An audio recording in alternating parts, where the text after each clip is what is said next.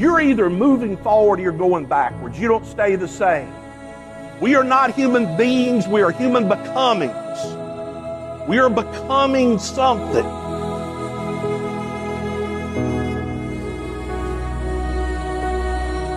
There's nothing you cannot be, there's nothing you cannot do, there's nothing you cannot have.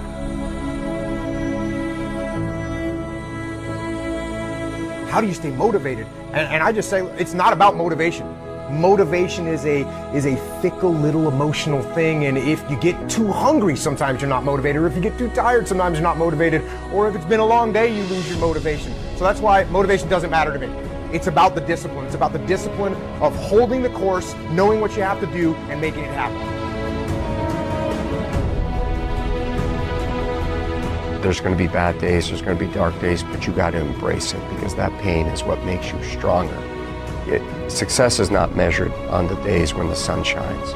Success is measured on the dark, stormy, cloudy days. And if you can't absorb failure, you're never going to meet success.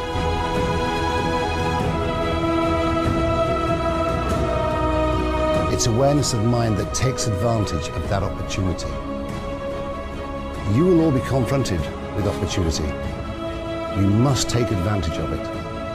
Because if you don't take advantage of your opportunity, you'll never realize your dreams. Whether you want them or not is the irrelevance.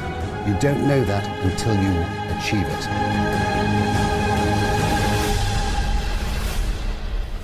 All that positive thinking and how you think and what you determine your destiny to be, it works. You must prepare your mind to be happy. You gotta take action now. You gotta take action now. Make today your masterpiece.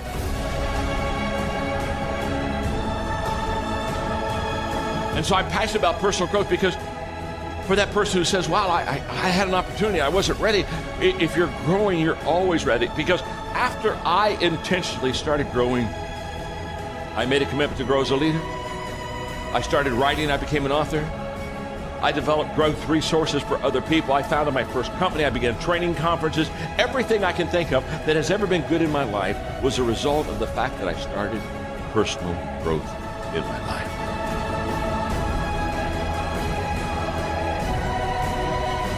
You have to be willing to be the only person for a moment. And that moment might be a minute, it might be a month, it might be a year, it might be 10 years. You have to be willing to be the only person that sees your vision. You gotta be willing. You gotta be willing to do it by yourself. There's only one you, and you've only got one today. One now. Tomorrow it's gone. Okay, tomorrow it's a different day. People spend their whole life planning on living their dreams. Let me tell you what, you gotta take action. You gotta attack the day.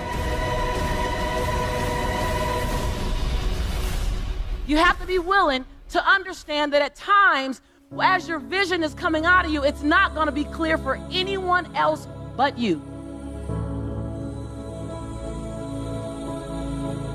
I don't care who you are.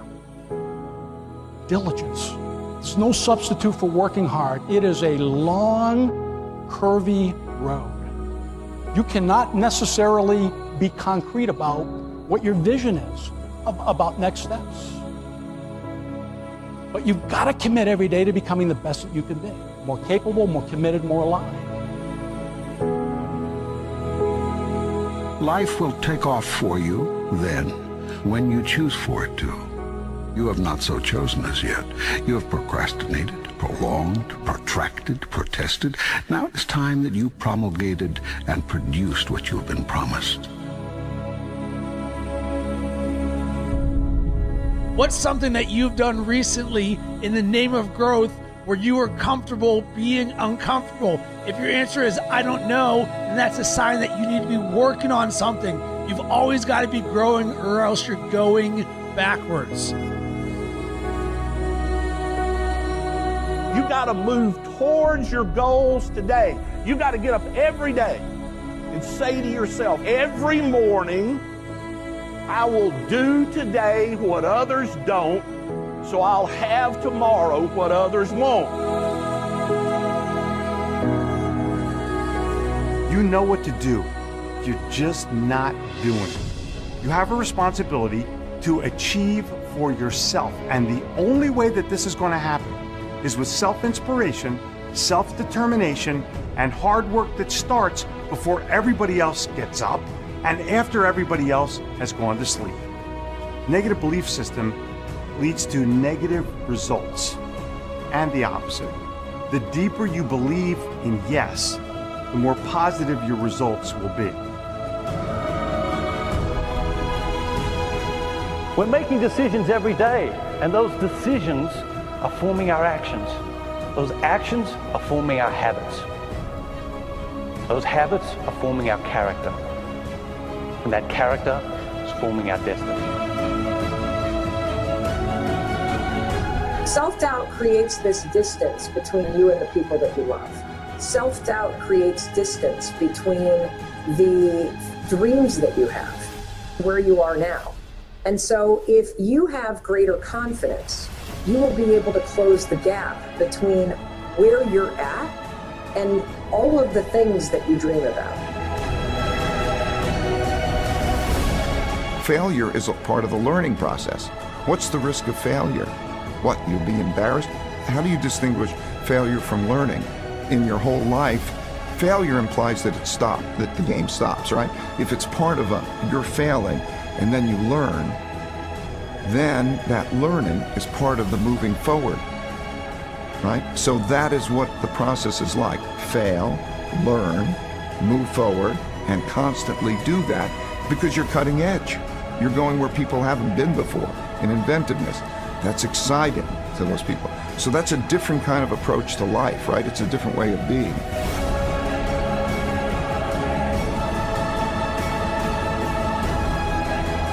He said, when you change the way you look at something, what you look at will change. Change your perception. Do you know the reason most people don't make decisions? Because they can't see how they're going to get there. So what do? They keep doing things that they can see how they're going to get there. And that's why their life never really changes. When you get up every day, know your priorities.